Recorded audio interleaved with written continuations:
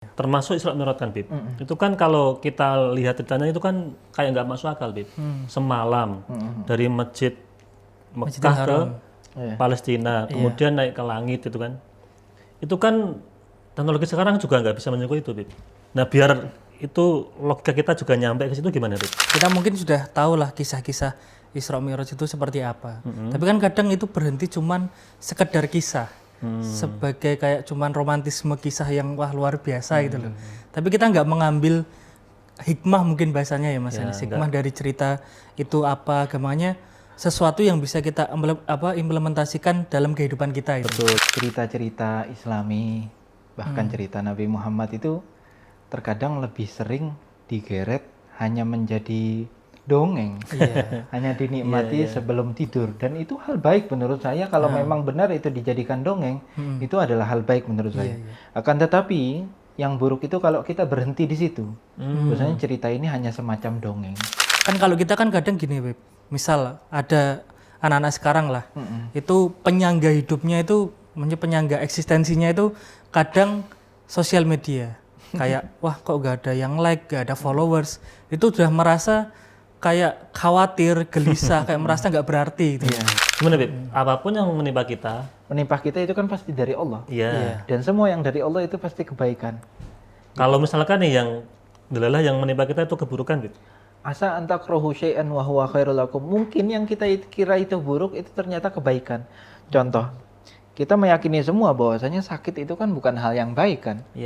Kalau ada orang tertimpa sakit berarti dia sedang tertimpa keburukan. Cuman kok saya katakan itu baik. Kalau kita mau lebih dalam lagi, itu keburukan, oke. Tapi tatkala kita memandang lebih jauh lagi bahwasanya oh ternyata di balik penyakit itu banyak sekali hikmah yang bisa kita ambil.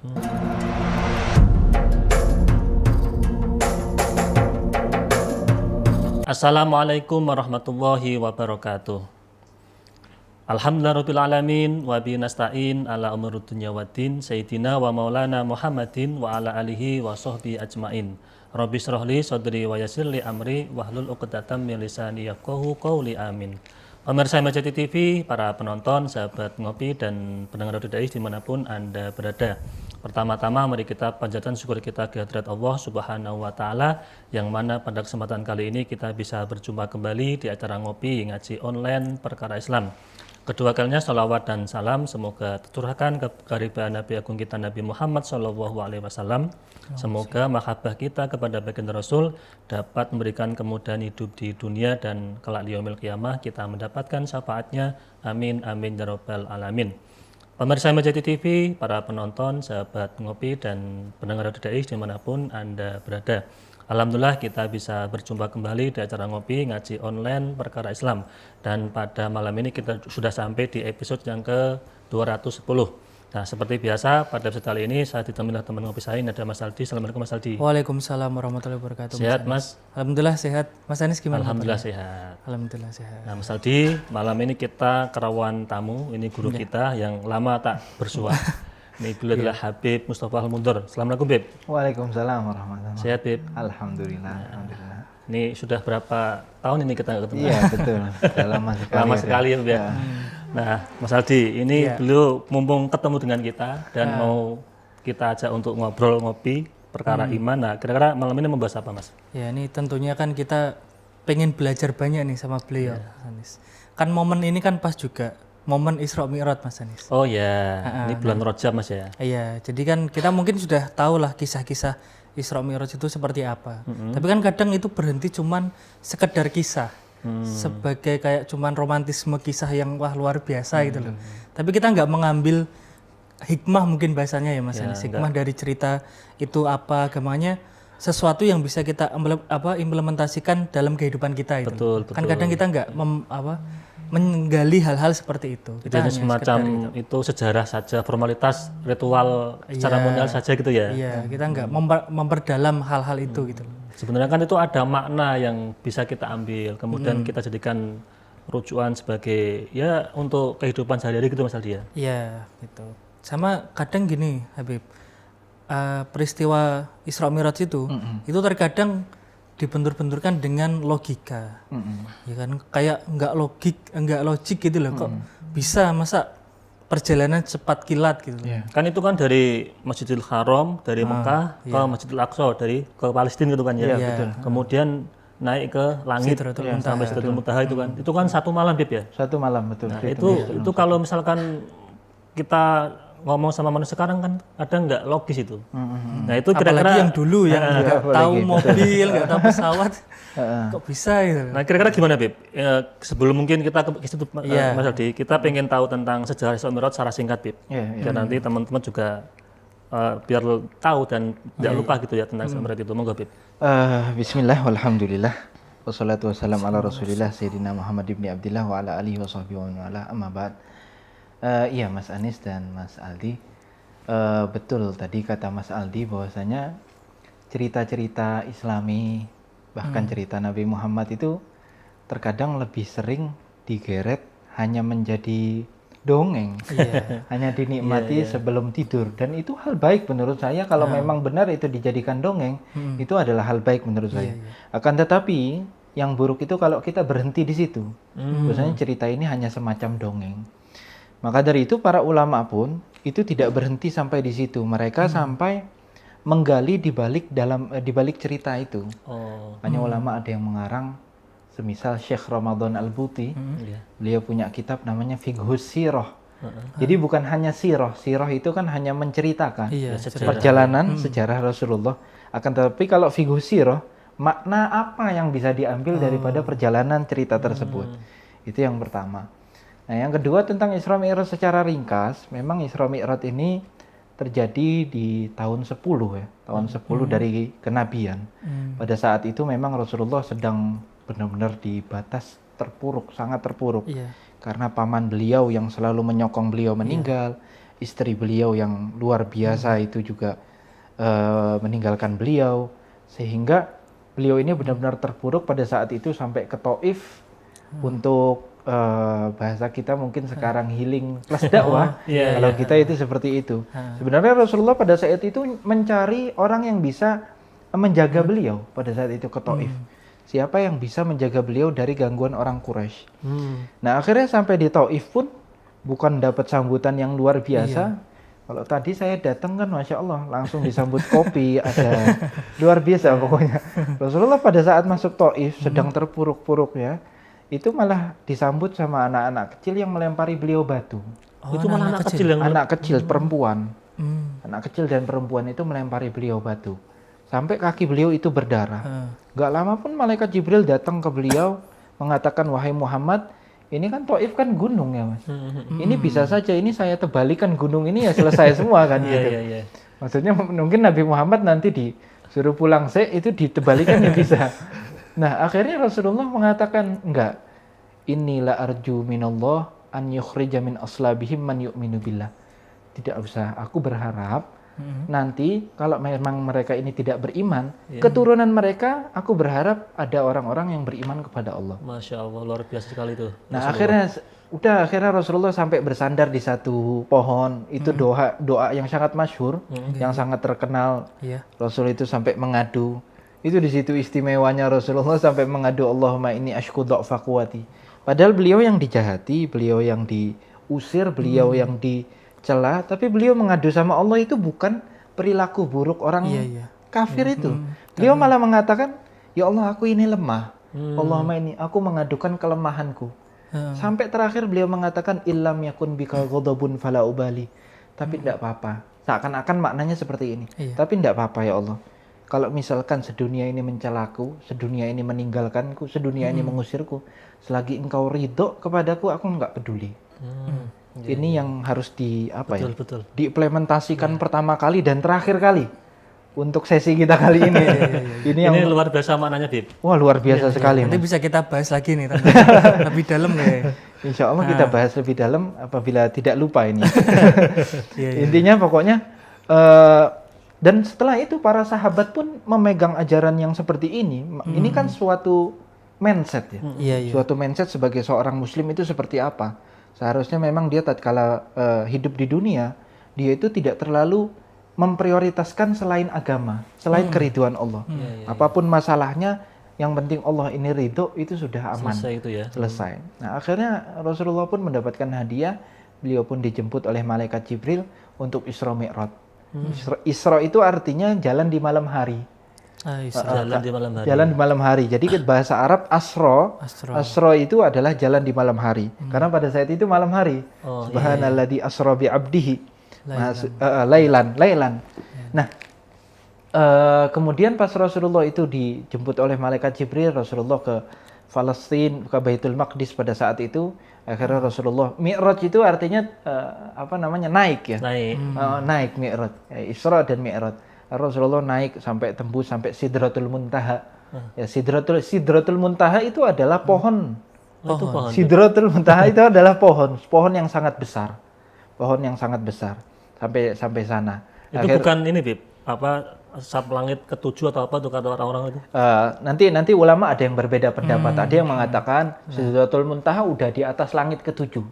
Di atas langit ketujuh, akhirnya di situ pun Rasulullah nanti diwajibkan sholat itu. Sholat sebelum itu. Yang dari 50 nanti sampai ke 5. Termasuk oleh-oleh tadi ya, oleh-oleh Isra Mi'raj itu ya? Iya, oleh-oleh Isra Mi'raj adalah itu. Jadi mungkin intinya apa ya, Isra Mi'raj ini simpelnya seperti itu. Ringkasnya seperti itu. Artinya ini Mas Aldi mungkin ya, karena perjuangan Rasulullah yang luar biasa, sampai tadi banyak halangan, rintangan, sampai berdarah-darah, kemudian ada hadiah dari Allah itu mungkin ya, Bibir. Sehingga dia itu diberikan Isra Mi'raj. Kemudian di situ juga ada dialog-dialog juga kata Bib di langit itu kan. Betul. Karena pada saat itu Rasulullah itu ditunjukkan penduduk surga dan penduduk neraka. Jadi diperlihatkan kondisi surga dan neraka juga. Betul, sangat mengerikan sekali. Bahkan Rasulullah pun sampai sampai sering bertanya pada malaikat Jibril, ini siapa yang kepalanya dipecahkan terus dibalikkan lagi dia. Terus malaikat Jibril menjawab, haula illadzina tatakasalu anis sholah, mereka yang malas-malasan kalau sholat.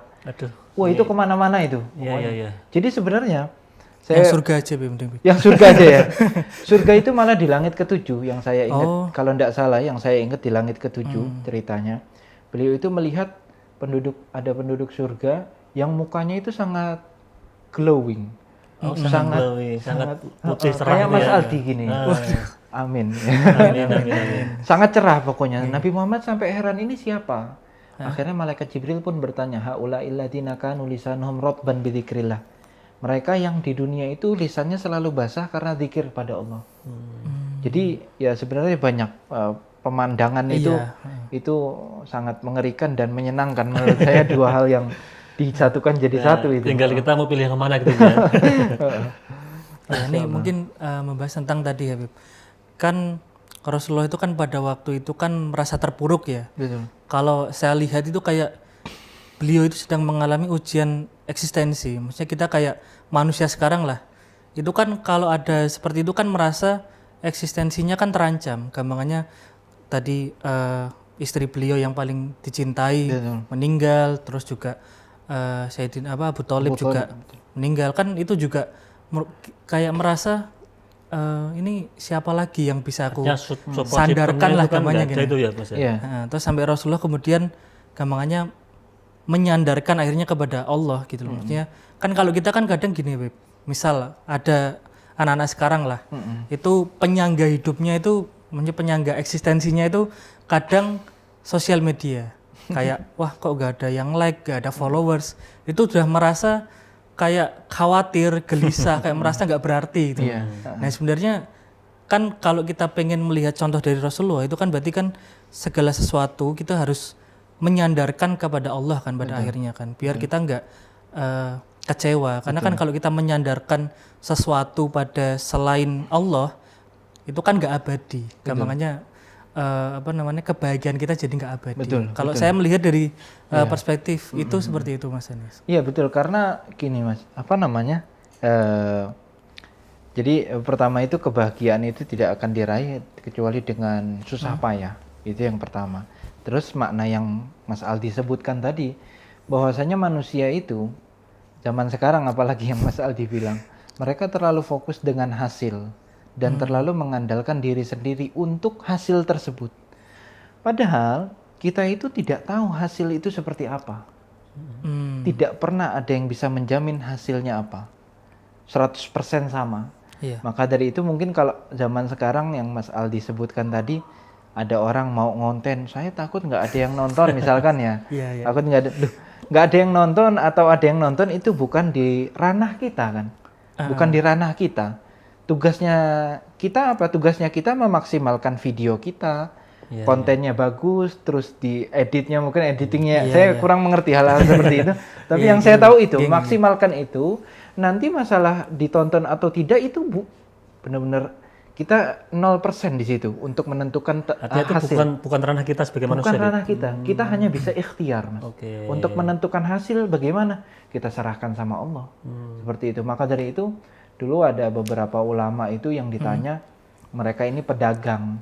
Terus sudah luar biasa maksimalkan ikhtiar mereka dalam berdagang, terus nggak laku. Akhirnya mereka ditanya, loh, antum kok udah semaksimal itu kok masih nggak laku, kok gimana? Loh, itu nggak penting bagi saya. Yang penting saya itu kerja memaksimalkan ini hanya untuk menjalankan perintah Allah saja. Gitu. Selebihnya hasilnya saya angkat tangan. Lah ini menarik Mas Adi. Ini biar ada mindset atau pola pikir tadi Bib. Saya yang penting itu ikhtiar. Betul. Soal hasil itu biarkan urusan Allah. Lah biar bisa termotivasi itu bagaimana Bib? Lah itu dia. Terkadang kata-kata itu benar, Tapi susah kadang diaplikasikan. kadang dimonopoli juga, Mas. iya, Sudah gimana, sering. gimana? Jadi gini, saya pokoknya ikhtiar, nanti hasilnya Allah. Iya. Padahal maaf, ikhtiarnya dia ini belum Belum maksimal. Jauh sekali dari kata-kata maksimal. Males-malesan. Saya kalau mau menyebutkan contoh-contoh mungkin akan banyak yang tersinggung. Enggak apa-apa. Gak apa-apa Bib. Misalkan tersinggung sekali. Contoh orang yang berjualan, contoh orang yang buat perusahaan, contoh orang yang mau ngonten misalkan. Iya, iya. Saya yang penting ngonten. Wah, masalah hasil urusan Allah. Bagaimana kita bisa memastikan itu ada yang nonton? Memang kita tidak bisa memastikan, tapi setidaknya ikhtiar kita itu benar-benar jauh sekali dari hayalan hasil itu. Jauh sekali. Iya. Kontennya jenengan itu seperti itu bagaimana ada yang mau nonton. Itu jenengan yang anggap ikhtiar. Itu ikhtiar yang sangat kurang sekali. Gitu. Jadi anak-anak itu atau orang zaman sekarang banyak menganggap sing penting ikhtiar. Enggak, ikhtiar dan maksimalkan ikhtiar itu. Ikhtiar dalam kualitas di dalam ikhtiar kita. Terus doanya juga diikuti, ibadahnya juga diikuti. Semuanya sudah kita kerahkan, baru katakan seperti itu. Oke. Hasil adalah sesuai keinginan Allah. Berarti gini Bib, kalau saya pahami itu ikhtiar yang maksimal itu ketika misal kita mencoba sesuatu, ternyata ada yang perlu dievaluasi. Betul. Kemudian kita kan perlu adanya inovasi, terus lebih kreatif. Betul. Nggak kemudian ya pokoknya ikhtiarku gini gitu loh, hasilnya terserah. Artinya kan nggak ada inovasi di situ. Misal kita ya kalau konten gitulah, kita nggak mengikuti yang lagi disenangi. Yang menarik. Iya, yang menarik misal dari segi gambar lah. Betul. Kita sebenarnya bisa maksimalin di segi gambarnya, kualitasnya, tapi kita nggak maksimalin kayak ya kalau bahasanya mungkin kolot lah. Iya. Pokoknya idealis lah sama. Iya, idealis. Pokoknya ya kayak gini. Itu pemikiran menurut saya yang sangat salah dan sangat tidak maju. Pemikiran-pemikiran yang hanya menerima apa adanya. Iya. Apalagi zaman ini kan semakin maju, semakin cepat perubahannya. Perputaran semakin cepat, perubahannya semakin cepat. Itu kalau misalkan orang-orang tidak bisa mengikuti kemajuan itu, semua usaha itu akan hancur dengan sendirinya. Iya. Dengan sendirinya akan hancur. Artinya ketinggalan zaman tuh ya. Ketinggalan zaman. Jenengan lihat sendiri, ada perusahaan-perusahaan besar, misalkan seperti televisi, Iya, banyak ya. channel-channel televisi, adanya YouTube, wah langsung Iya. TV loh Mas, sekelas TV. Bagaimana yang remeh-remeh, yang kecil-kecil ini? Maka dari itu harus berinovasi terus itu. Gitu. Benar-benar. Berarti ikhtiar kita harus totalitas Bib ya. Totalitas betul, harus Termasuk totalitas. juga ikhtiar mencari jodoh juga harus totalitas. itu yang paling penting itu. Untuk Mas Anis. Gini Bib, Rasulullah tadi ya ada benturan yang luar biasa, artinya lagi dalam kondisi yang mungkin terpuruk gitu ya. Kemudian ada tadi hadiah di Isra Mi'raj kan gitu kan. Nah, kita apakah bisa Bib menerus seperti itu Bib? Artinya biar kita dapat hadiah dari Allah, kemudian kita dapat hiburan dari Allah yang ya minimal hiburan itu bisa meredakan kesakitan kita itu. Ketika menderita tadi. Kita menderita itu Bib. Jadi gini, kita itu sebagai seorang muslim, kita meyakini dan wajib meyakini apa saja yang menimpa kita ini adalah dari Allah. Dan apapun yang dari Allah itu kebaikan. Seperti itu. Itu pada dasarnya akidah kita seperti itu. Gimana, Bib? Apapun yang menimpa kita itu kan pasti dari Allah. Iya. Dan semua yang dari Allah itu pasti kebaikan. Kalau misalkan nih yang delalah yang menimpa kita itu keburukan, Bib. Asa antakrahu syai'an wa huwa khairul lakum. Mungkin yang kita kira itu buruk itu ternyata kebaikan. Contoh, kita meyakini semua bahwasanya sakit itu kan bukan hal yang baik kan. Iya. Kalau ada orang tertimpa sakit berarti dia sedang tertimpa keburukan. Iya. Cuman kok saya katakan itu baik. Kalau kita mau lebih dalam lagi itu keburukan, oke. Tapi tatkala kita memandang lebih jauh lagi bahwasanya oh ternyata di balik penyakit itu banyak sekali hikmah yang bisa kita ambil. Di antaranya misalkan orang yang sakit itu di dalam syariat Islam itu dijelaskan bahwasanya dia itu ada dua manfaat. Pertama, dia itu ima diampuni dosanya atau diangkat derajatnya. Jadi dua keuntungan itu. Bahkan kata Nabi, ada seorang muslim itu terinjak satu duri saja dan dia sabar, itu kecuali dosanya juga ada yang digugurkan oleh Allah, dihapus sama Allah. Berarti dua tadi ya, Beb. Diampuni dosa, Dosanya, sama diangkat derajatnya. Diangkat derajatnya. Nah, Gitu. Kalau dia sabar. Kalau dia sabar, betul. Kalau dia sabar itu patokannya. Kan kadang enggak tuh, Mas. Hari ini kan banyak orang yang sakit, entah itu sakit lahiriah ataupun batiniah. Kemudian enggak sabar. Sehingga yang mungkin yang lahiriah itu berobat kemana-mana, enggak sembuh-sembuh. Yang batiniah mencari kepuasan, batiniah lewat tadi healing ke tempat wisata, nongkrong ke tempat-tempat yang mungkin jadikan pelampiasan untuk dia biar batiniahnya itu enggak reda itu sembuh tuh. Tapi kan itu sembuh, Bib. Iya. Biar tidak sembuh, biar kita sembuh total, selain sabar kita harus apa, Bib? Jadi gini Mas Ani, saya itu kurang bisa membuat kata-kata untuk apa ya? Untuk meredamkan hati gitu, saya kurang bisa. Menenangkan. Saya biasa terang-terangan bahwasanya di dunia ini saya katakan sebagaimana yang ulama katakan, dunia ini kan darul bala, tempatnya bala dan musibah dunia. Dan jangan lihat Rasulullah tidak pernah menjanjikan bahwasanya kita itu akan hidup enak di akhir zaman. Carikan saya satu hadis aja bahwasanya Rasulullah nanti sampean enak, nggak ada fitnah, enggak.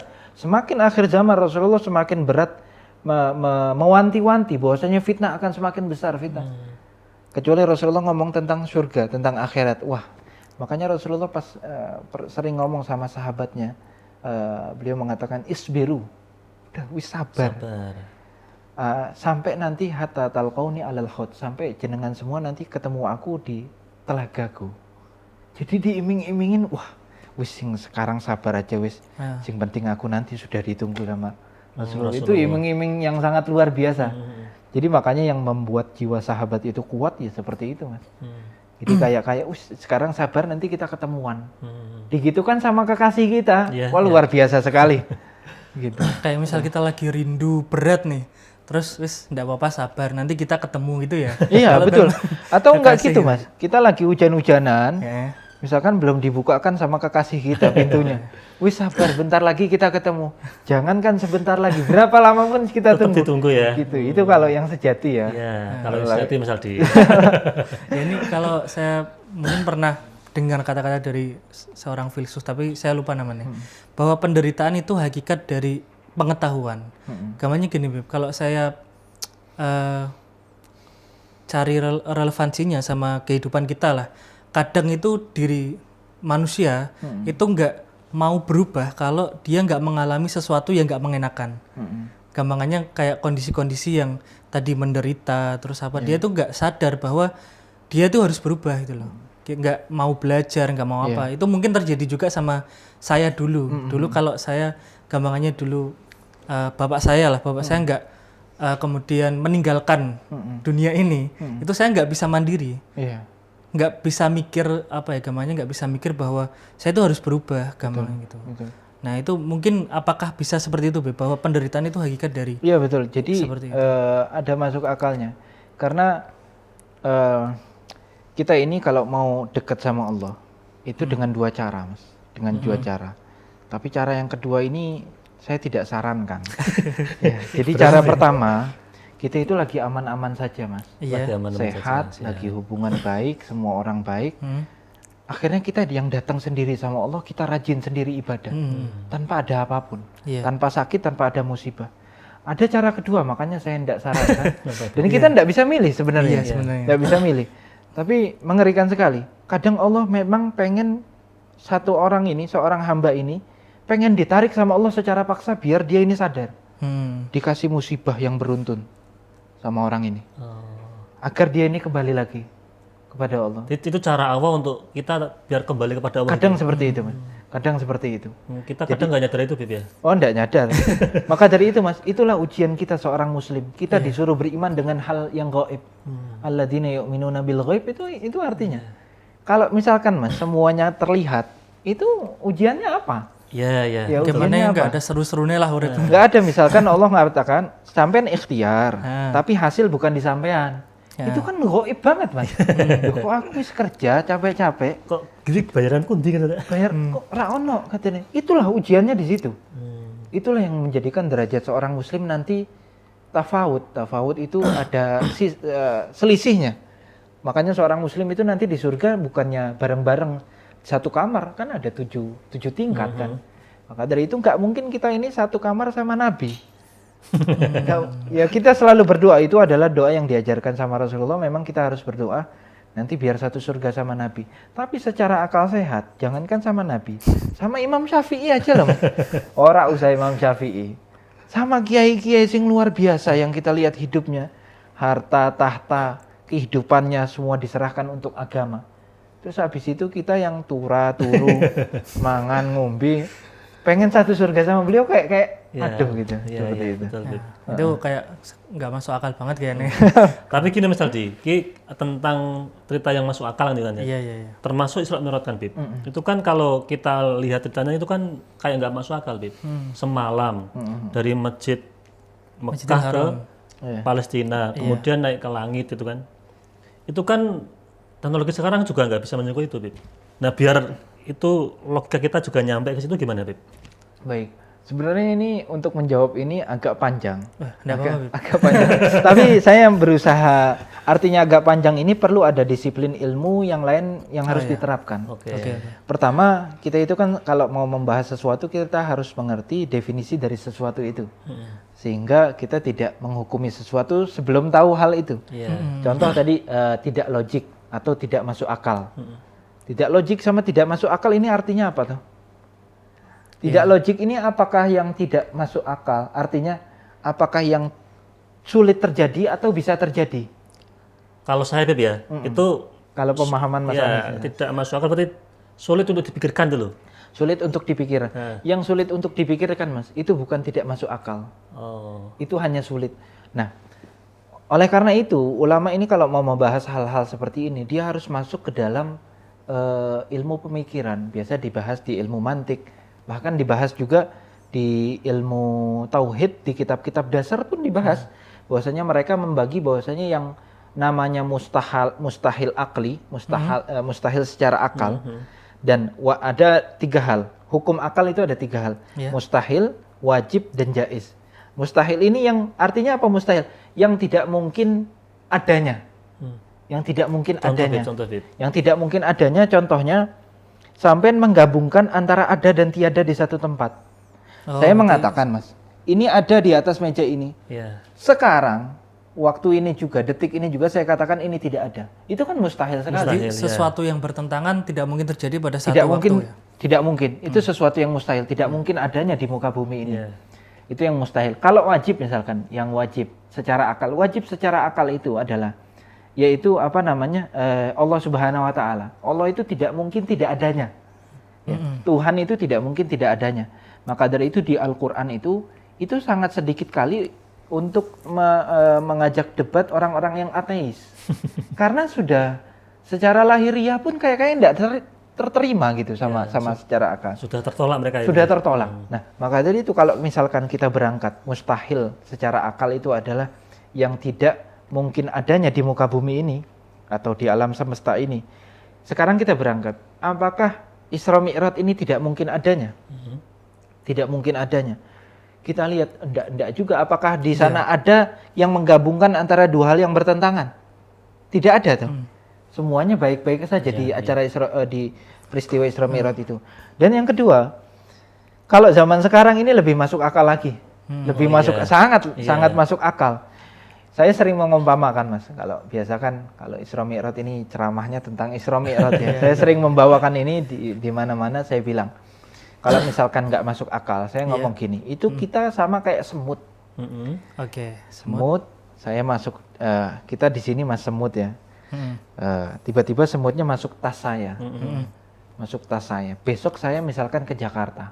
Iya. Besok saya ke Jakarta, terus langsung pulang siangnya ke Semarang lagi. Semutnya masih ada ini, ikut saya ke Jakarta, pulang lagi, terus semutnya keluar. Habis itu semutnya cerita sama temennya, saya tadi malam itu ke Jakarta. Ini tahu semua ini berapa kilometer bagi mereka mungkin lebih jauh lagi. Iya, lebih Terus jauh. saya nggak mungkin kata dia. Mungkin teman-temannya udah mengatakan nggak mungkin ini. Sampai tadi malam ke Jakarta, sekarang udah ada sampai di sini, mustahil. Loh, benar, saya benar. Nah, itu kita yang tidak mempercayai Isra Mi'raj itu kayak seperti itu. Oh iya, betul. Kayak seperti Iya, itu. iya. Maka dari itu, yang namanya mustahil secara akal itu Mas, itu tidak akan terjadi kapanpun. Mau zaman dulu atau zaman sekarang. Nggak bakal terjadi. Nggak bakal terjadi. Nggak bakal terjadi. Kapan dulu dan sekarang itu tidak. Beda halnya kalau Isra Mi'raj. Isra Mi'raj mungkin dulu kayak sulit dipikirkan. Secara rasionalnya tuh kayak sulit. Cuma zaman sekarang begitu mudahnya. Sangat Sekarang mudah kayak sekali. kita lebih mudah untuk mendekati lah peristiwa Isra Mendekati, Mi'raj betul. itu. Betul. Paling nggak kayak pesawat lah Mas Anis. Dulu kan orang mungkin nggak mikir lah kalau Kita sekarang itu ada pesawat Iya, gitu. artinya kita mau naik haji kan lama dulu ya. Sekarang Iya. udah bisa 1 hari atau berapa hari kan sudah sampai itu kan. Mungkin belum kepikiran orang dulu itu. Mas. Iya belum. Belum terpikir. Karena mereka itu kan kalau haji kemungkinan 5 bulan perjalanan pergi. Ada yang Pulang- kadang meninggal di tempat, di Betul. tengah di perjalanan. 6 bulan. Taruhlah pulang pergi 1 tahun Mas. Iya. Dulu itu. Dulu. Iya. Mereka nggak bakal kebayang, oh saya ini haji pulang pergi cuman 1 bulan. Mereka nggak kebayang. Makanya mereka kalau haji kan pasti perpisahan, benar-benar perpisahan aja. Kayak mau meninggal. Iya betul. betul. Ada upacara sendiri kan itu sebelum haji itu betul. kan. Ya. Seperti itu. Oh iya ya itu berarti artinya itu gambaran bahwa kita harus benar-benar mengimani Isra Mi'raj itu Bib ya. Betul. Betul. Nah ini Bib, biar iman ini juga nggak terganggu ya tentang tadi kita harus percaya dengan Isra Mi'raj. Kan tadi akal seolah-olah itu menganggap bahwa oh itu ada yang tadi nggak masuk akal kemudian sudah diiktibarkan dengan lewat semut tadi. Iya. Iman kita juga biar bisa nyambung gimana Bib? Nyambung sama. Sama akal tadi itu biar Jadi Mas, selaras itulah. itu yang banyak disalahpahami orang-orang. Bahwasanya keimanan itu bertentangan sama akal. Enggak. Iman itu artinya ya. Nggih. Iman itu harus dengan ilmu. Oke, oh, iya iya iya. Iman harus dengan ilmu. Ilmu ini nanti yang cocok sama realita. Jadi mustahil iman kita ini bertentangan sama keilmuan, itu mustahil. Karena sudah selaras. Sepaket itu ya. Sepaket. Mungkin kalau makanya ulama mendefinisikan pun iman nanti ada kata-kata ilmunya. Apalagi yang ulama-ulama kontemporer zaman sekarang, mereka mengatakan iman ini ya ilmu, Islam ini ya ilmu. Maka dari itu perlunya ada pembahasan khusus tentang itu ya. Tentang ilmu dan iman itu perlu dibahas khusus memang. Karena ini sebenarnya satu rangkaian Beb ya. Satu Bukan rangkaian, betul. Beda ya. Betul. Maka dari itu Mas, jenengan baca di kitab-kitab tauhid yang dasar saja saya menyarankan. Mereka meletakkan dalil atas adanya Allah, atas sifat-sifatnya Allah. Iya iya. Minimal sifat Allah yang 13 atau yang 10 itu mereka dengan dalil akal. Tidak memakai Al-Qur'an. Karena untuk apa? Untuk menetapkan ini bahwasanya orang kafir tadi kalau tidak percaya, kita bisa membuat mereka percaya dengan akal tanpa harus membawa Al-Qur'an dan hadis. Seperti itu. Oke, ya ini menarik Mas Aldi tentang bagaimana kita harus sinkron ya antara akal dengan keimanan kita.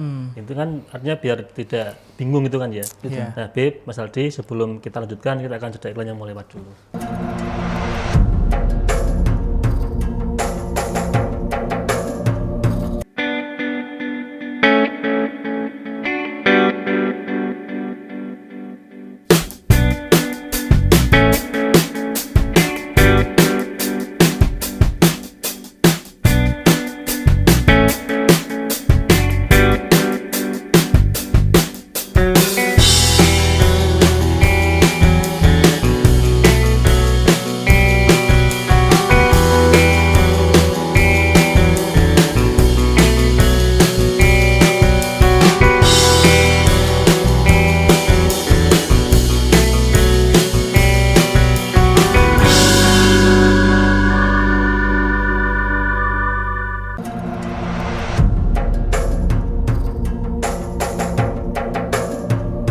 Pemirsa MCT TV, para penonton, sahabat ngopi, dan pendengar Dais dimanapun Anda berada, kembali lagi bersama kami di acara ngopi ngaji online perkara Islam. Ini masih bersama Habib Mustafa Al-Muhdor dan Mas Aldi. Nah, Bib, menarik tadi Bib sebelum iklan kita membahas tentang hubungannya akal dengan iman itu kan. Sebenarnya kan selaras tuh. Tapi kadang ada yang membeda-bedakan. Iman sendiri, akal sendiri kan gitu. Termasuk di peristiwa Isra Mi'raj itu kan. Nah, ada yang itu kalau secara sains itu bisa dibuktikan kan itu. Ada juga yang enggak. Wong itu urusannya iman kok. Yang iman ya yang percaya dengan itu. Kalau yang enggak iman ya enggak percaya, itu gimana, Bib? Iya, jadi saya kira ada memang beberapa orang yang berusaha ingin memisahkan Islam dari akal, keimanan dari akal. Padahal kita itu kalau mau beriman, kita itu fa'alam annahu la ilaha illallah. Fa'alam itu artinya ilmu. Jadi kita kalau mau beriman itu ya harus berilmu. Bahkan maaf, saya lebih dalam lagi. Nanti kita masuk ke dalam iman orang yang muqallid. Muqallid itu yang ikut-ikutan saja, Mas. Taklid. Imannya taklid artinya ya karena wong tuaku Islam, ya aku Islam. Ya, keturunan ya. Tapi kalau kita tanya, loh sampean tahu enggak? Allah punya sifat kudroh, Allah punya sifat maha mampu. Dia enggak tahu. Sampean tahu enggak dalilnya apa? Enggak tahu. Walaupun secara global. Nah, ini yang disebut iman taklid. Iman taklid ini ulama beda pendapat. Ada yang mengatakan imannya ini sah, tapi dia dosa. Ada yang berpendapat bahwasanya imannya sah, tapi dia kalau misalkan mampu belajar, artinya otaknya itu encer lah ya. Iya, mau belajar ya. Kebanyakan orang ya otaknya dari ini encer, bisa belajar. Kalau dia nggak belajar hal-hal seperti ini, dia dosa. Kalau emang orang tersebut itu bebel, bahasa saya itu bebel, nggak bisa belajar, itu oke lah, nggak apa-apa. Ya. Bahkan pendapat yang paling ekstrim, dan ini diiyakan dan diambil oleh beberapa ulama Indonesia, bahwasanya iman orang yang ikut-ikutan itu imannya tidak sah di sisi Allah. Artinya di dunia kita anggap dia orang Muslim, nikah boleh sama sesama orang Muslim, dan nanti dikuburkannya juga prosesnya seperti orang Islam, tapi di sisi Allah dia belum Islam, belum beriman. Ngeri sekali Mas Aldi. Nah, saya kenapa kok mengatakan seperti itu? Kita kan oke lah, kita mengambil pendapat mana yang paling enak tuh? Karena memang ulama mayoritas mengambil pendapat yang tadi, kalau dia bisa belajar, nek nggak belajar dia dosa, nek nggak bisa belajar nggak ada masalah. Kita mengambil pendapat itu. Tapi saya mau mengatakan di sini, menyampaikan bahwasanya iman itu perlu adanya ilmu. Iman ada ilmu. Harus adanya ilmu. Karena jadi kalau basicnya harus ilmu gitu ya. Harus ilmu. Saya pernah berdebat dengan seseorang, dia ini doktor di dalam filsafat juga. Dia pernah bertanya pada saya, kita ini tidak bisa menggabungkan iman dan ilmu, kata dia gitu. Saya bilang saya minta dalil. Akhirnya beliau mengatakan bahwasanya antum kenapa kok menghormati anaknya kiai? Itu kan karena iman saja. Karena iman saja. Antum yang tahu hanya berkah saja. Loh, saya menghormati anak kiai karena dia adalah anak kiai. Karena saya tahu dia anak kiai, baru saya hormati. Itu kan pengetahuan, diawali dengan pengetahuan.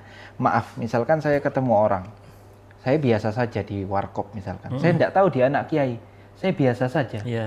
Nah, saya tidak menghormati dia dengan selayaknya anak kiai. Karena nggak tahu. Karena tidak tahu. Seperti itu. Berarti apa? Perilaku kita, iman kita, semua yang ada di dunia ini itu harus didahulukan dengan adanya ilmu. Artinya harus didasari dengan pengetahuan tadi. Pengetahuan dulu awalnya mustahil.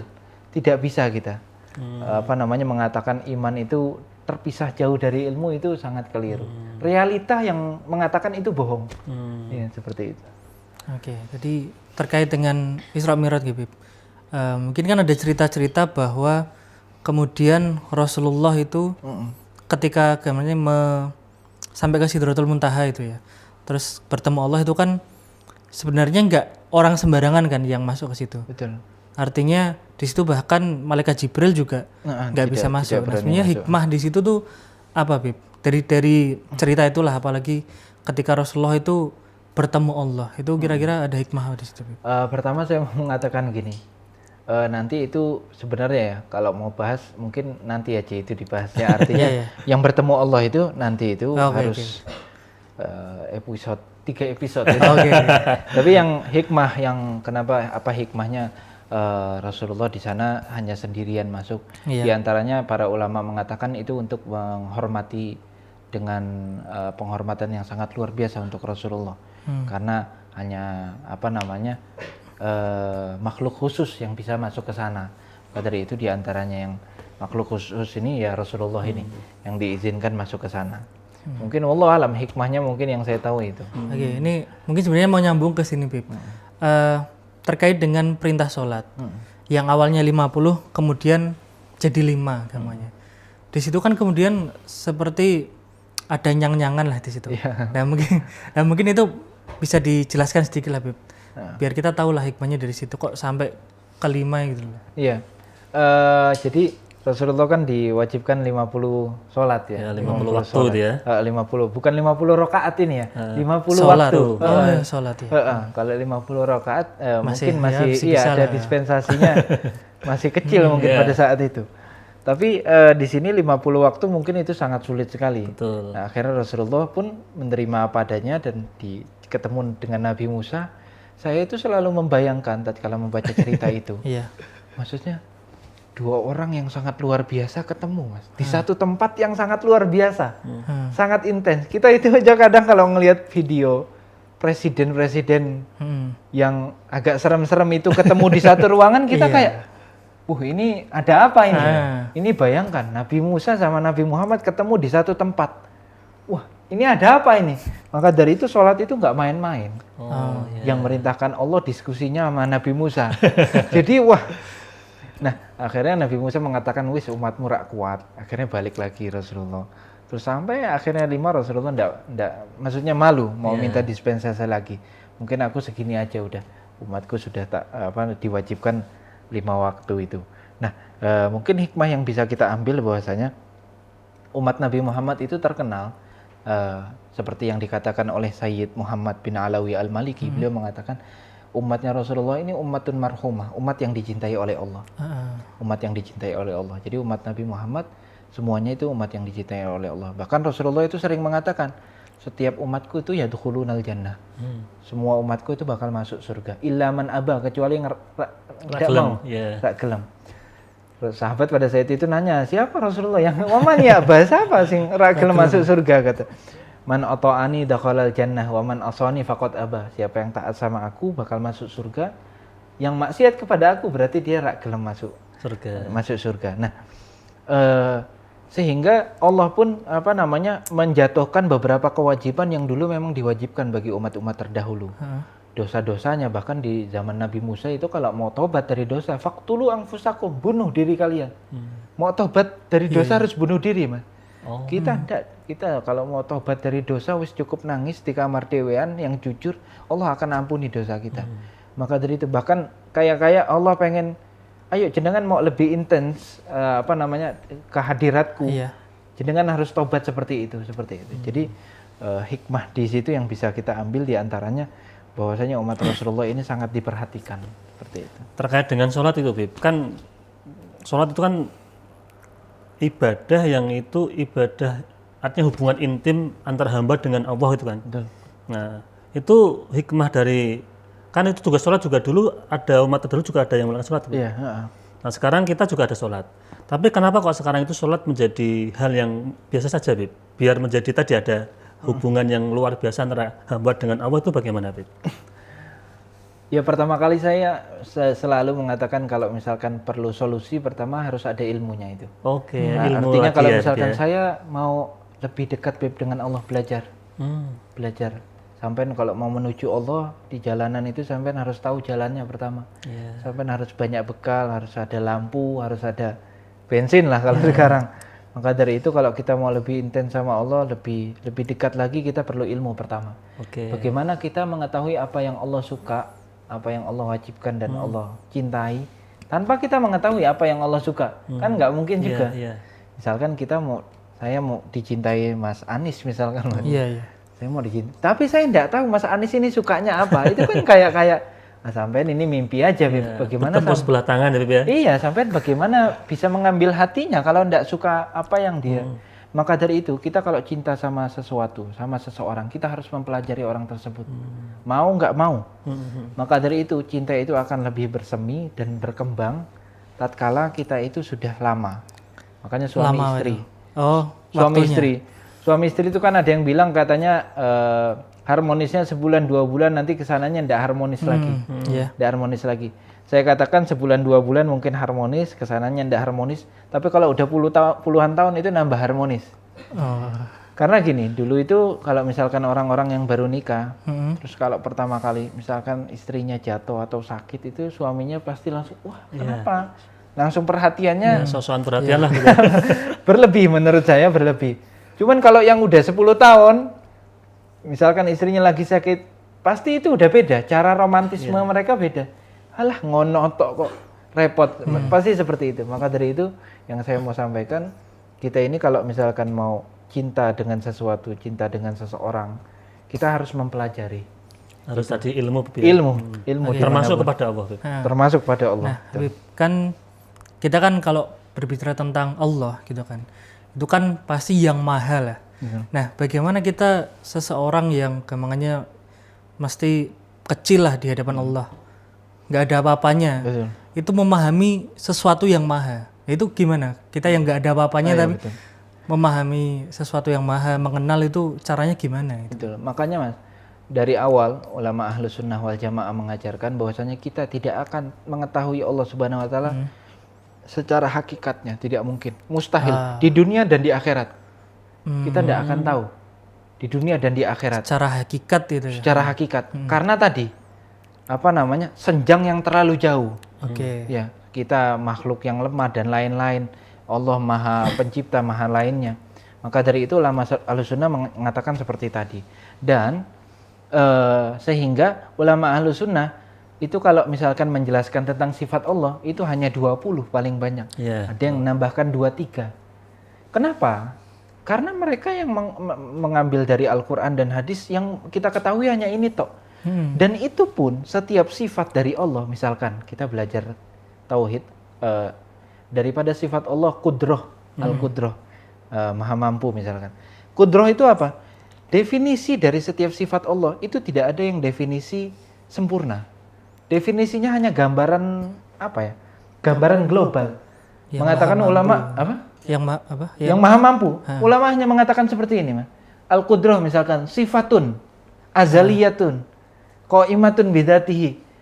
Qudroh itu adalah sifat Allah, wes. Hakikatnya apa? Wallahu a'lam. Tidak dijelaskan ya. Tidak, karena nggak ada yang tahu. Nggak ada yang tahu dan kita dilarang sama Allah untuk mengetahui itu. Memang nggak ada jalannya. Yang kita tahu hanya semacam itu aja. Mengetahui sebagian hukum-hukum tentang sifat Allah. Selebihnya nggak tahu kita. Tapi kalau gini, Bib, ada narasi gini. Man arafa nafsahu faqad arafa rabbahu. Iya. Nah, itu kira-kira bagaimana kita memahami atau mengenali diri sendiri itu kayak kunci untuk mengenali Allah. Iya. Nah, itu gimana kalau yang seperti itu? Itu ada dua makna. Yang pertama, barang siapa yang mengenal dirinya, artinya mengenal dirinya, dia mengetahui bahwasanya, oh diriku seperti ini. Tidak mungkin ini sesempurna ini diriku. Tidak mungkin yang menciptakan itu tidak maha sempurna. Tidak mungkin. Maka dari itu yang menciptakan pasti zat yang maha sempurna. Itu yang pertama. Dia mengetahui diri dia sehingga dia mengetahui Tuhannya dengan seperti itu. Makna kedua, kata para ulama, man arafa nafsah bidzul arafa rabbahu bil izz.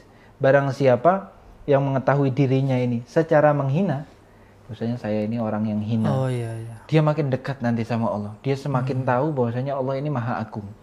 Seperti itu. Maka dari itu manusia dilarang sombong. Kenapa? Sombong itu adalah sifat Tuhan.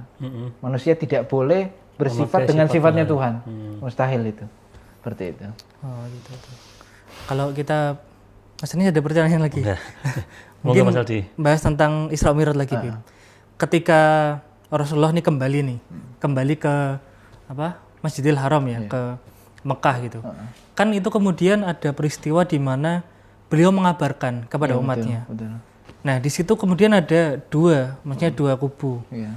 Yang membenarkan adalah Abu Bakar, kemudian dijuluki As-Siddiq, dan juga sebenarnya kan juga ada umatnya juga kan di situ kan. Tapi ada yang kemudian kayak menolak, gamanya ini enggak terbukti secara empiris dan logis gitu. Nah sebenarnya di situ kalau kita mau ambil itu kan sebenarnya kebenaran, Beb.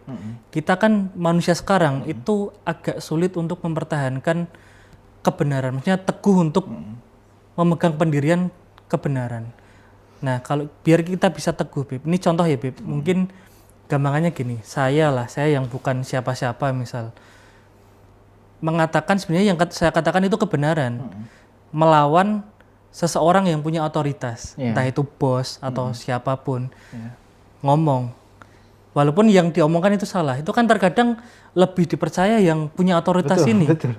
Nah itu kan kita jadi kayak apa ya, kemudian goyah imannya, terutama memegang teguh kebenaran itu kayaknya wah kok seperti ini, jadi seperti itu. Nah Rasulullah seperti itu kan kayak mungkin bisa dijelaskan ketika itu Rasulullah ketika mengalami hal seperti itu sikap beliau seperti apa? Ya sebenarnya Rasulullah itu Mas, pertama beliau itu sudah sering seperti itu kan Mas, dibohongi oleh umatnya, kaumnya, itu artinya tidak percaya itu sudah sering sekali. Artinya hal-hal yang seperti itu sudah sering terjadi sebelumnya.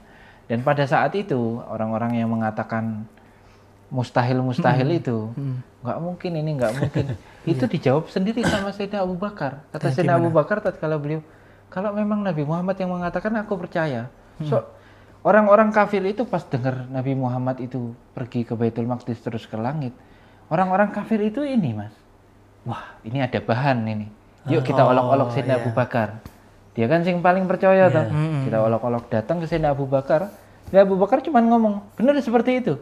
Iya, kekasihmu mengatakan seperti itu. Kalau memang benar mengatakannya, aku beriman. Akhirnya orang-orang kafir ribut. Loh, kok sampean kok beriman? Ini kan tidak masuk akal bagi mereka itu. Tidak masuk akal. Loh, sampean gimana? Aku ini mempercayai beliau. Pagi, siang, malam dapat wahyu dari langit. Masa yang semalaman ke Baitul Maqdis aku nggak percaya? Nek misalkan ibaratnya bahasa kita, nek misalkan beliau ini sehari semalam 3 kali bolak-balik itu aku percaya kok. Ibaratnya seperti itu. Wong setiap hari turun wahyu dari langit aku percaya. Ini hanya jalan-jalan tok. Masa ndak percaya? Itu nambah masuk akal. Maka dari itu dan itulah sifat-sifat Rasulullah. Kalau misalkan ada yang membohongi beliau ya mungkin seperti itu aja Mas. Beliau sudah sering seperti itu kan. Seperti itu. Terus tentang ini, Beb, kan ada sholat itu 5 waktu kemudian diperintahkan kepada umatnya itu. Itu apakah juga langsung serentak melaksanakan sholat atau memang ada yang tadi tidak percaya kemudian jadi kafir? Tentang perintah sholat. Tentang perintah sholat. Enggak, orang yang beriman ya sholat. Orang yang beriman, artinya beriman itu dia mempercaya apapun yang dia katakan dari Rasulullah. Itu artinya beriman. Jadi pada saat itu kalau malaikat Jibril itu ngajarinnya, kan Allah memerintahkan sholat ya. Setelah itu nanti wahyu malaikat Jibril subuh itu bawa wahyu diajarin sholat Rasulullah ini 2 rakaat. Itu makanya sholat itu udah tauqifi itu tidak bisa dirubah-rubah. Tidak boleh ada yang ijtihad, ada yang berusaha merubah sholat. Kayaknya maghrib ini jadi 2,5 aja kayak orang enggak bisa. Jadi itu emang udah dari sananya dari Rasulullah. Seperti itu. Kalau saya mungkin pernah dengar cerita nih juga, Bib.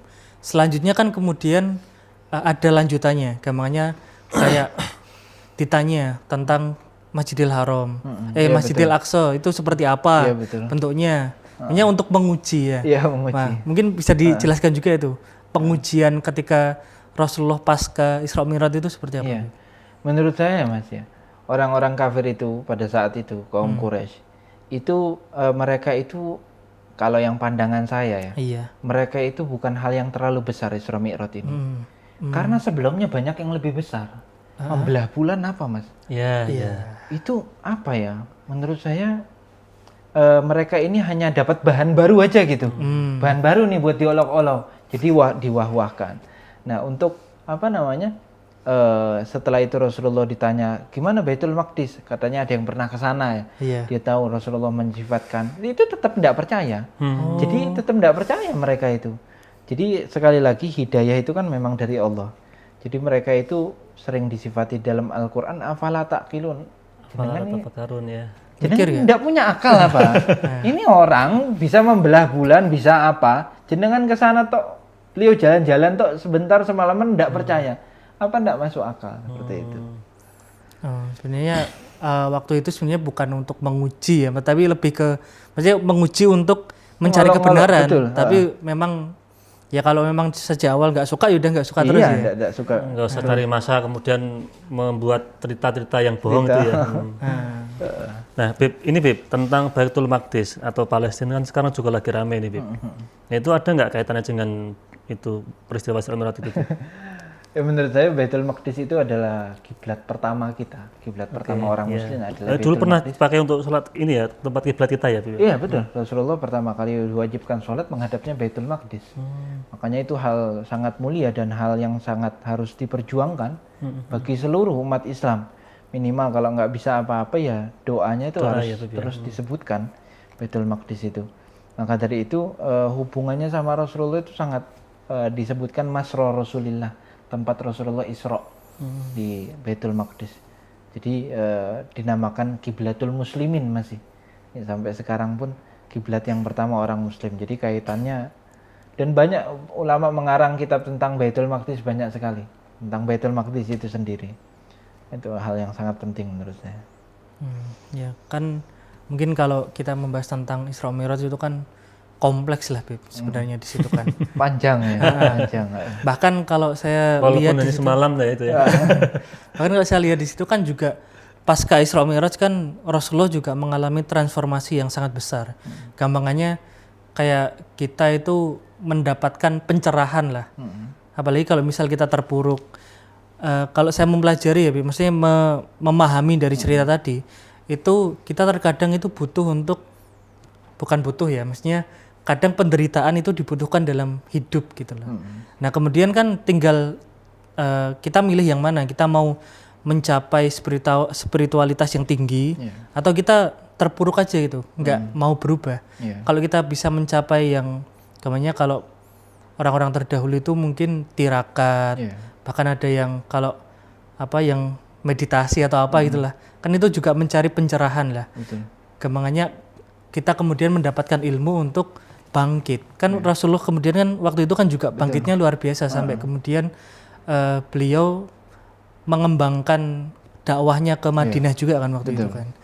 Nah itu mungkin kalau saya itu menangkapnya peristiwa Isra Mi'raj itu lebih ke kebangkitan lah. Kita kadang pasti dalam kehidupan itu ada keterpurukan dan kita tahulah cara untuk bangkit itu dari cerita Rasulullah tadi kalau menurut saya. Iya, makanya tadi juga disebutkan sama Mas Anies bahwasanya banyak anak-anak muda, khususnya kita kan anak muda ini artinya Isra Mi'raj ini bagaimana caranya kita jadikan untuk diimplementasikan bagi anak muda kan gitu.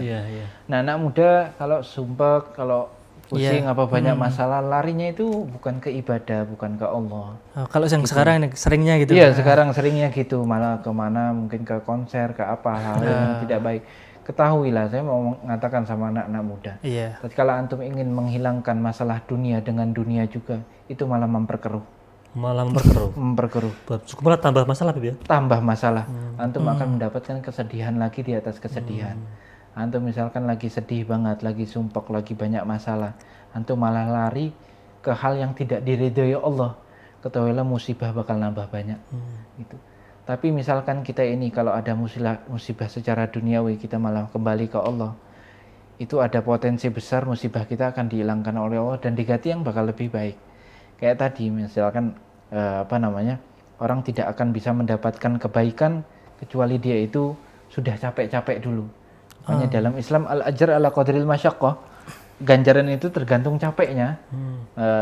Di dalam Al-Quran bahkan disebutkan juga am hasibal ladzina ijtarahu sayyiati an naj'alahum kal ladzina amanu wa amilus solihati sawa'an mahyahum wa mamatuhum. Apakah mereka menganggap orang-orang yang sering maksiat, yang sering berbuat buruk, itu mereka apakah mengira, kata Allah, akan kita samakan sama orang-orang yang beriman dan beramal amal soleh. Kata Allah, sawa'am mahyahum wa mamatuhum. Mati dan mereka loh nggak bakal sama, kata Allah. Bakal tak bedakan. Ini udah kayak peringatan keras sekali. Aku tidak akan bedakan. Orang yang rajin ibadah, anak muda mas, punya kekuatan, wajahnya ganteng, punya uang. itu kan sedikit sekali yang mempunyai kriteria ini akan dialokasikan kepada ibadah. Iya. Betul. Itu sedikit sekali. Iya. Punya semua, Mas. Iya. Wajah ganteng, badan sehat, Masih kuat ya. masih kuat, Iya. uang ada. Wah, itu potensi untuk maksiatnya sangat besar. Seperti itu. Maka dari itu Allah akan bedakan sekali anak muda yang rajin ke masjid, anak yang muda yang selalu benar-benar takut akan maksiat. Itu pasti Allah akan bedakan masa depannya. Pasti Allah akan bedakan. Seperti itu. Ini masa depan entah di akhirat ataupun Entah di akhirat atau di dunia. Nah, karena kan kalau anak muda sekarang itu lebih khawatir ketika nggak bisa makan besok atau kemana nggak punya duit gitu. Tapi nggak khawatir sama suatu saat itu bagaimana. Gitu. Kadang seperti itu juga. Karena kan gini Beb, kadang kita itu mengalami bukan penyakit hati ya, kayak kegelisahan, kecemasan dan lain sebagainya. Karena sebenarnya kita itu nggak mau berusaha lebih keras. Karena kita sudah menerima keadaan apa adanya itu loh. Iya, betul. Kita mungkin entah males-malesan, kita nggak peka sama keadaan. Kadang kan kita perlu melihat perkembangan zaman. Betul. Bahwa kita juga perlu berubah gitu loh, nggak Atau harus. masalahnya mungkin ini Mas Aldi, kita melihat peluang yang ada kan gitu kan. Iya. Menangkap peluang kan kadang kita juga nggak pantai banget Beb itu Beb. Salma Sanis ketemu, wah cewek ini cocok nih jadi Nah itu calon. gimana Ya. Beb? Artinya kadang anak muda sekarang kan mungkin ada gadget yang mungkin fokusnya ke HP sehingga kita nggak bisa melihat dunia secara apa ya, secara realita itu loh Beb. Itu gimana Beb? Ya makanya gitu Mas. Tadi kata Mas Aldi itu sangat menarik. Artinya anak muda ini harus mengembangkan diri, belajar terus. Beb saya kok gini-gini aja ya, sampean gitu-gitu aja hidupnya. Sampean cuma ngopi malam hari, terus pagi hari tidur. Itu sampean sampai kapanpun. Tapi Beb saya ngelihat artis itu gitu-gitu aja, terus tiba-tiba jadi artis. ya, jadi Saya punya paling uang. benci. Ya saya paling benci. Tatkala orang itu membandingkan hidupnya sama orang lain. Ya. Saya selalu mengatakan Mas, jalan hidup orang ini beda-beda sudah. Allah tentukan punya jalannya sendiri. Seperti itu. Jadi jangan dianggap nanti kayak misalkan ada orang, Beb itu ada artis, YouTuber, kontennya gitu-gitu doang, cuman viral kok. Ya Allah, sampai kenapa nyamakan sama orang lain gitu? Saya selalu mengatakan sama anak muda, sampean kuliah sampai setinggi-tingginya, sampean sekolah sampai setinggi-tingginya, ambil ilmu sebanyak-banyaknya. Kalau misalkan ada yang mengatakan, Beb, itu dia nggak sekolah, Beb, SD aja nggak lulus jadi orang kaya. Tolong, dewasa sedikit.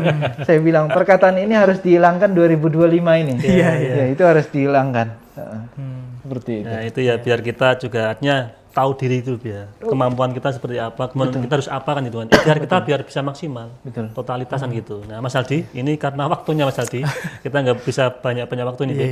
Mungkin ada closing statement untuk tema malam ini tentang Isra Mi'raj, Beb. Monggo, Beb. Mungkin kalau Isra Mi'raj tadi udah banyak. Yeah. Mungkin yang saya mau tekankan tadi malah yang menarik itu anak muda. Monggo, Beb. Monggo, Beb. Artinya jangan artinya sudah kita sampaikan tadi, anak muda jangan pernah merasa menerima apa adanya. Kita ini selalu kurang. Kalau kita sudah menerima apa adanya, disitulah kehancuran kita. Berarti kita berhenti di situ, stuck di situ. Makanya maju terus. Apapun itu, circle-nya ya dirubah, semuanya ya dirubah, cara pandang dirubah. Pokoknya belajar terus. Ilmu itu nomor satu. Siap. Seperti itu. Mas Aldi ada tambahan? Cukup Mas Anis. Oh cukup. Kalau saya ada tambahan Mas Aldi. Oh iya, monggo. Itu kan ada kayak hadis atau apa itu, Beb? Yang man arada dunya falai bil ilmi. Betul. Man arada akhirata falai bil ilmi. Man arada huma falai bil ilmi. Kan gitu kan ya. Kalau kita pengen sukses di dunia ya dengan ilmu. Kita pengen sukses di akhirat dengan ilmu. Kalau kita pengen sukses kedua-duanya dengan ilmu juga, Beb. Nah, itu mungkin pesan saya buat pemirsa semuanya. Pemirsa dan para penonton yang dirahmati Allah, demikian ngopi pada episode kali ini. Saya selaku host, apabila banyak gelap, banyak salah, mohon maaf yang sebesar-besarnya. Akhirul kalam, assalamualaikum warahmatullahi wabarakatuh.